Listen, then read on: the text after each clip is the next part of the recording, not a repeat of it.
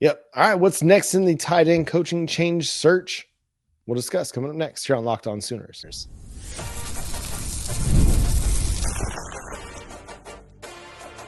You are Locked On Sooners, your daily podcast on the Oklahoma Sooners. Part of the Locked On Podcast Network, your team every day.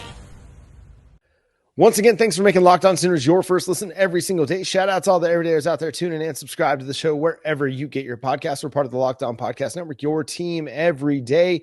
Brian Lepak, the Kansas State. He was the offensive line coach last year. Had experience as the tight end coach, was really, really good for the Wildcats. Was a name that was on a lot of people's radar to replace Joe John Finley at Oklahoma.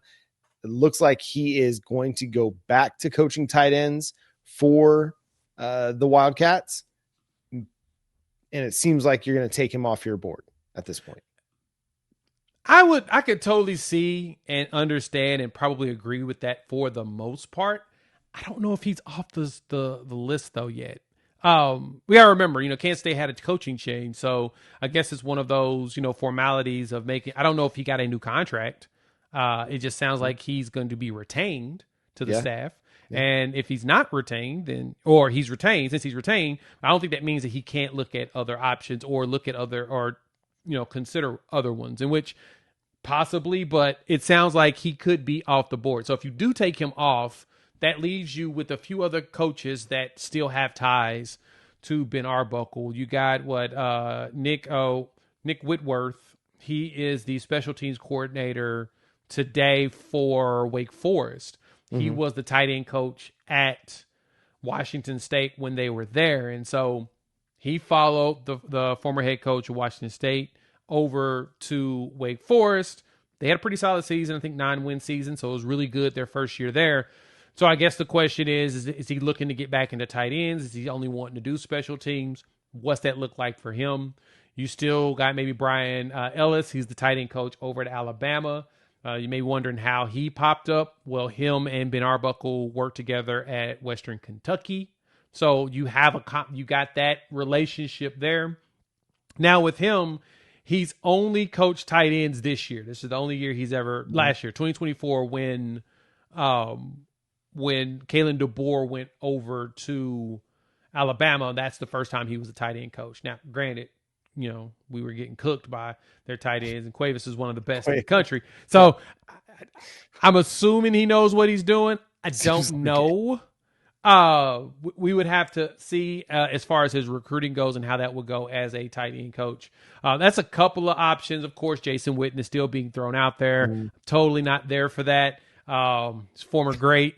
I would like to see him as an analyst for a year. That would be awesome. Yeah. Come in as an analyst, get used to recruiting kids and dealing with people. We can't always walk in a room and say, "Hey, my name's Jason Whitney." I'll be like, "Who?" These kids are young. You old now. You an old man. And then Kevin Wilson, of course, the current analyst on staff. I just feel like Kevin Wilson's like, man, I ain't trying to do that. Yeah. he feel like he's just like, yeah, I'm good. Yeah. And I don't blame him. Like if you've gone through the gauntlet and you paid your dues and you get to just be an offensive analyst and just stay in town and watch film and do some coaching sometimes, like that's a pretty good gig. Very. For Jason Witten, I mean, yeah, people may not know who he is as a player anymore, but all he'd have to do is just throw on the tape like, hey, here I am. I'm this guy. But no, it seems like that's more unlikely than any other option.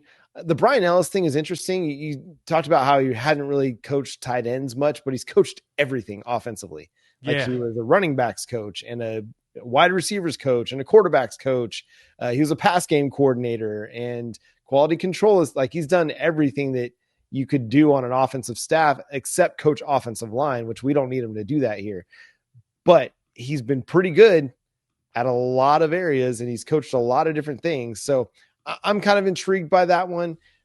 Can you get him from Alabama? That's the question.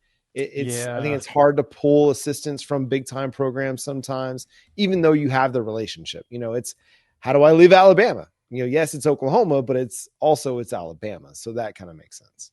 Yeah, that's where the challenge comes in when we talk about that, right? It's how do you pull them away from another playoff team? are things, rocky in the relationship, or just the way things are going there at, Alabama? Are coaches looking at ways to get out? I don't think so.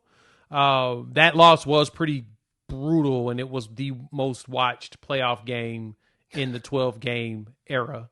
So yeah, that's kind of painful, but I'm wondering kind of how he feels about the foundation he has there. Mm-hmm.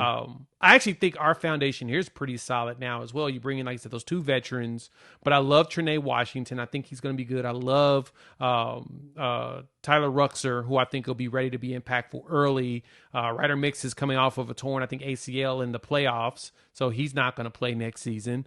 But you've got a lot of dudes that with some rehab. And the good thing about, knock on wood, not to say it's good, but it's good. Good thing about ACLs nowadays is that we've got so much technology and knowledge around it that allows dudes show up in like 6 months. Yeah. You're not going to want them to, but it's there. So he'll probably be training throughout the entire season and getting stronger. So, but again, to that, it's the question's going to be if he sees this foundation as something good, and can he bring some additional players? Me personally, I would like a tight end coach that's a current tight end coach to bring a tight end with them. That's just kind of been my thought.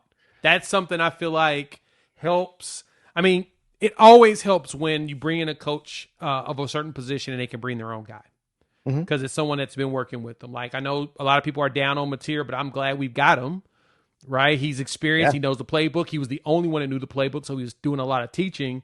And to me, I think that teaching is going to help him and everybody else teach the new players coming in. And next year they can have that accelerated season compared to last year. That's what I see out of this.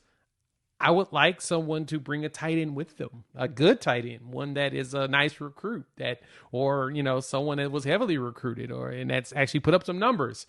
Brian, go ahead and please accept the offer. Bring in Oakley with you. We'd love it. Yeah. Answer Ben's calls and have some long conversations. And I don't know where we need to, who we need to convince, if it's the wife or whatnot, but we'll do our job. But yeah, it's one of those positions that I think Oklahoma is going to continue to recruit it well. Yeah. You've got a guy in Kevin Wilson that's going to be able to coach it and develop it. He's going to be able to help that and offensive line.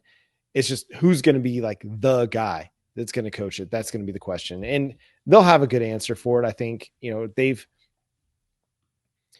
as much as people want change on the offensive staff, I still like these guys and I still think that they're pretty good.